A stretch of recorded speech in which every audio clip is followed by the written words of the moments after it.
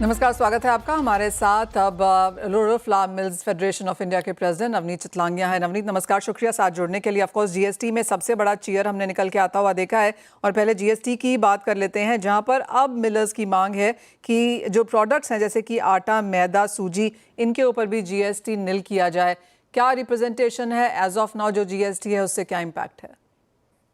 Ma'am, as of now वैसे तो GST में बहुत अच्छा सरकार ने हम लोगों के लिए किया है।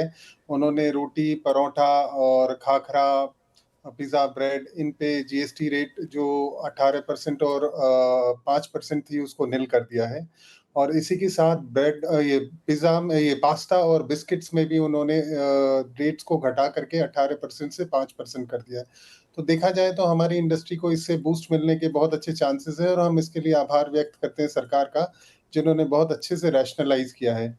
लेकिन एक समस्या इसके साथ में ये भी आ गई है, कहीं न कहीं ओवरसाइट हुई है, और हमारा मानना है कि एक भूल रह गई कि जो हमारी आटा, मैदा, सूजी और ये जो एसेंशियल कमोडिटीज़ हैं, जो की इंग्रीडिएंट्स हैं आज रोटी बनाने के और हमारी स्टेपल डाइट का एक हिस्सा है, उसमें 25 केजी तक जो हम आटा, मैदा, सूजी पैक करके और दे रहे हैं, जो हाउस होल्ड कंज़म्पशन में जाता है। बेसिकली एक हाउस होल्ड पैक हो गया कि 10 केजी, 5 केजी में आटा जा रहा है, उस पे आज 5% जीएसटी है। तो हमने सरकार से ये रिक्वेस्ट किया है कि इस पे भी अगर वो जीएसटी हटा देते हैं, तो हमारी इंडस्ट्री के लिए एक ये जो एनोमली है, ये खत्म हो जाएगी, और हमारे लिए भी राहत की सांस रहेगी, और कंज्यूमर के लिए भी एक राहत की सांस रहेगी। उनका हाउस होल्ड बजट कहीं न कहीं इससे कम हो पाएगा और वो संपन्न हो पाएँगे। हम्म। ऑफ कोर्स सभी सेक्टर्स में लगता है कि कुछ ना कुछ यहाँ पर या ओवरसाइट है या बाकी रह गया है in sense of logic there, और आशा है कि ऑफ कोर्स सरकार इसे री वैल्यूएट भी करेगी। नवनीत, साथ ही साथ काफ़ी सारी रिपोर्ट्स ये भी दिखाती हैं कि जो गेहूं थी वो कई जगह पे जहाँ पर बाहर स्टोर हुई हुई थी, पंजाब हरियाणा में, वहाँ पर भी कुछ चिंताएं हैं।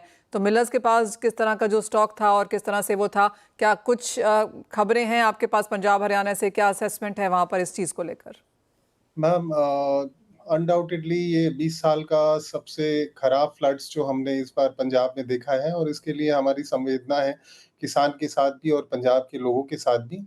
कई जगह रिपोर्ट्स आ रही हैं, जो लो लाइंग एरियाज़ में जो गेहूँ लगे हुए थे, या ओपन में जो गेहूँ लगे हुए थे, या कुछ किसानों ने गेहूँ रख रखा था, तो वहाँ पे पानी एंटर हो गया है, और तकलीफ़ का विषय है, क्योंकि पानी निकलेगा, उसके बाद में वो गेहूँ को सुखाना होगा, कितना उसमें डैमेज होगा, कितना सही रहेगा, ये देखने वाली बात है। अभी इनिशियली इनका जो सर्वे हुआ उसके हिसाब से जो समझ में आ रहा है, वो बहुत ज़्यादा वैसा इम्पैक्ट नहीं है, लेकिन हाँ, इम्पैक्ट है ज़रूर। तो ये देखने वाली बात है कि ये आगे जैसे ही वहाँ ये पानी सारा निकलेगा, तो पता चलेगा कि कितना हमारे ऊपर इम्पैक्ट आया है। और इसके लिए हम उनके लोगों के साथ में, पंजाब के लोगों के साथ में हमारी बहुत संवेदना भी है, और ऐसी तकलीफ़ नहीं आए, भगवान नहीं दे तकलीफ़, तो इससे बहुत राहत रहेगी। और अब इस सिलसिले में हम ये चाहेंगे कि भई सरकार हमारे को वहाँ पंजाब के लोगों को पूरी मदद दे, और कहीं न कहीं अभी हमारे पास स्टॉक्स, सरकार के पास भी स्टॉक लेवल्स बहुत अच्छे हैं गेहूँ के, तो वैसे कोई तकलीफ़ नहीं है हमारे देश में। आज कोई गेहूँ के भाव भी नहीं बढ़े हैं। इस साल तो बहुत आराम से चल रहे हैं, गेहूँ के भाव में कोई तेज़ी दिख नहीं रही है, और आते हुए फेस्टिव सीज़न्स हैं, उसमें लगता नहीं है कि बहुत ज़्यादा कोई तेज़ी की संभावनाएँ दिख रही हैं। नवनीत, किस तरह की अवेलेबिलिटी है एज ऑफ नाउ मार्केट्स में? क्योंकि ये बात हम लगातार यहाँ पर बोलते रहे हैं कि गेहूं की अवेलेबिलिटी को लेकर कोई चिंता नहीं है, सरकार की प्रोक्योरमेंट अच्छी है, लेकिन सिर्फ वही नहीं, प्राइवेट के पास भी माल पर्याप्त है। हाँ, अवेलेबिलिटी सब जगह मेंटेन्ड है मैम, और इस समय कहीं पे भी कोई अवेलेबिलिटी को लेकर के समस्या नहीं है, प्राइसेज़ भी सब अच्छे हैं। सरकार के पास भी भरपूर गेहूँ है इस साल, तो कहीं पे भी अगर ऐसा कोई क्राइसिस दिखती है गेहूँ की, तो सरकार सक्षम है और तुरंत दे सकती है, ओएमएसएस के थ्रू छोड़ सकती है। अभी फ़िलहाल जो हमारे पास इनिशियल रिपोर्ट्स हैं, अभी तक सरकार ने कोई गेहूँ का ओएमएसएस की पॉलिसी पे, व्हीट की पॉलिसी पे कोई डिसीज़न लिया नहीं है, लेकिन हम एक्सपेक्ट कर रहे हैं कि इस मंथ के एंड तक सरकार ओएमएसएस व्हीट की पॉलिसी पे कोई ना कोई डिसीजन लेकर के ज़रूर आएगी। हम्म। किस तरह के प्राइसेस जाने की उम्मीद है नवनीत? जैसे आपने कहा कि कोई बहुत ज़्यादा मूवमेंट यहाँ पर देखने को नहीं मिली है, तो क्या रेंज बनती हुई देखते हैं आप?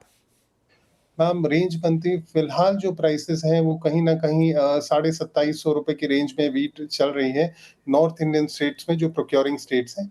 और हमारा मानना है कि ये फेस्टिव सीज़न दिवाली के आस-पास ये कहीं न कहीं ₹2900 तक आनी चाहिए रेट्स, क्योंकि अब डिमांड का भी समय आ गया, साइड बाय साइड बारिश भी खत्म होगी, तो कहीं न कहीं जो पाइपलाइन है, जो अभी हमारे प्रोडक्ट्स की खाली चल रही है मार्केट में, वहाँ पे भी डिमांड आएँगी, तो ये व्हीट के प्राइसेज़ थोड़े बहुत बढ़ने चाहिए। आपने शुरुआत में ही यहाँ पर सूजी मैदा की बात करी, वहाँ पर किस तरह की डिमांड है और वहाँ पर क्या प्राइस ट्रेंड्स रहे? प्राइस ट्रेंड्स अभी तो फ्लैट मार्केट चल रहा है। पिछले 1 महीने से डिमांड भी कम थी, बारिशें बहुत थी, और उम्मीद है कि अब उनके सूजी मैदा की भी डिमांड उठनी चाहिए, क्योंकि अब फेस्टिव सीज़न है, फेस्टिव सीज़न में इनका बहुत ज़्यादा उपयोगिता होती है। तो उसमें भी थोड़ा-सा डिमांड आएगा तो राहत रहेगी। इंडस्ट्री इसका एक्सपेक्ट कर रही है कि नेक्स्ट 1 वीक में इसकी डिमांड खुल जानी चाहिए पूरे हिंदुस्तान में। हम्म तो जहाँ तक गेहूं की बात है, यहाँ पर ऑफ कोर्स अवेलेबिलिटी को लेकर और कंज्यूमर के स्तर पे यहाँ पर कोई भी चिंता बाजार में बनती हुई नजर नहीं आ रही है।